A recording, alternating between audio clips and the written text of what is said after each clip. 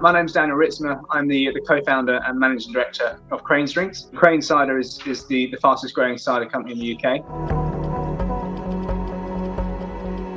I think the majority of startups, that you're fairly limited to the options you can go through. I think there are some grants out there, but I think realistically, especially with fast moving consumer goods, there's often you have to have a huge amount of investment to get the business to a place where private funds are looking to invest in things, and it's all about a numbers game. You need to have a high volume of sales to achieve anything, and to do that you need money invested. I think the industry doesn't allow many options apart from crowdfunding.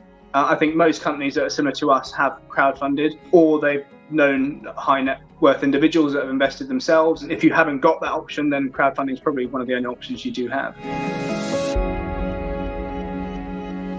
First time we crowdfunded was about 4 years ago, and there's a lot of prep that goes into it. There's a lot of due diligence. So you build a nice long presenter to present to the investors and videos, and there's a lot of work that goes behind the scenes to make sure that everything you're telling is the truth. So a lot of that goes in, but then obviously you make sure that it's going to be really appealing to the investors as well. So a lot of work has to go in to make sure it's going to be an effective campaign. You have to raise a certain amount of yourself going into the crowdfunding. So you don't just assume that all the investors that are already on the platforms will just invest into it. It's very common you have to raise a certain sum of money, normally between 30 and 50% of what your target is before you go into it, so you can get that momentum. And momentum's key with crowdfunding. You need to see money keep on coming in. That gives people confidence. Sometimes people won't even look at the stuff you've done behind the scenes. If they see momentum of a campaign, they just assume that everyone else has done their due diligence and checked on it, and they'll invest just because it's doing well with the campaign. So there's a trick to the game, and it is momentum. When we were a little bit more confident than we should have been, our valuation was probably higher than it should have been. Not higher, but our valuation was probably punchier because we were so confident in the brand. And there's nothing wrong with that. I think all startups and entrepreneurs have an element of confidence in what they're doing. But I think you need to sort of rain check yourself a little bit and think, if I was an investor investing into another company, what valuation would I be happy with investing into that company for?